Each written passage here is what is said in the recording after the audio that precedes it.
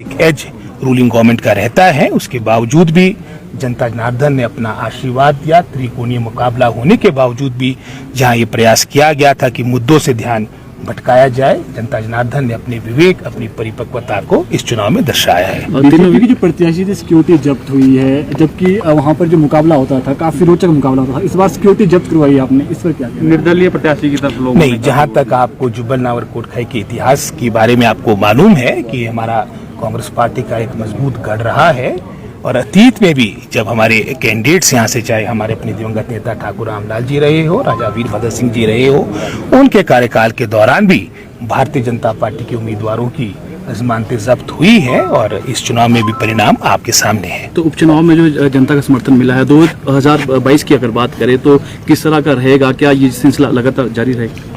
जहां तक इस उपचुनाव की बात है, मेरा ये मानना है, ये जनता जनार्दन के सामने सारी बातें स्पष्ट थी कि जो कार्यकाल रहेगा मात्र कुछ महीनों का रहेगा।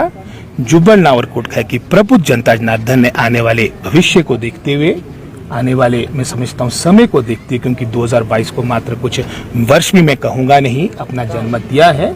अतीत में किस पार्टी ने कार्य किया, अगर आप वर्तमान सरकार की कार्यकाल की बात करेंगे, 4 वर्ष तक ये सब मैं समझता हूँ कुंभकर्णी नींद सोई हुई थी। मात्र जब उपचुनाव की सुख बुघाट प्रारंभ की तब इन्होंने आनंद फानन में कुछ नोटिफिकेशंस की थी, घोषणाएं की थी।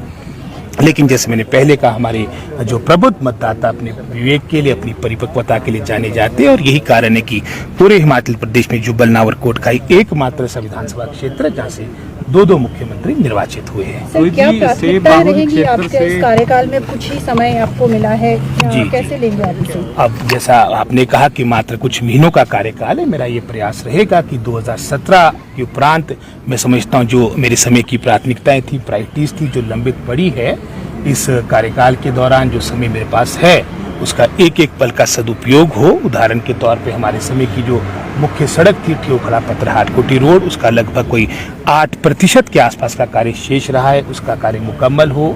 मेरे समय की जो आपकी DPRs थी सड़कों की, वो आज तक लंबित पड़ी है, उसकी स्वीकृति प्राप्त हो।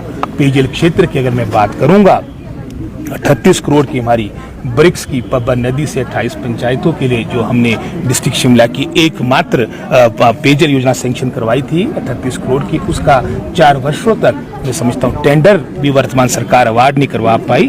उसका कार्य शीघ्र आवंटित हो, कार्य प्रारंभ हो।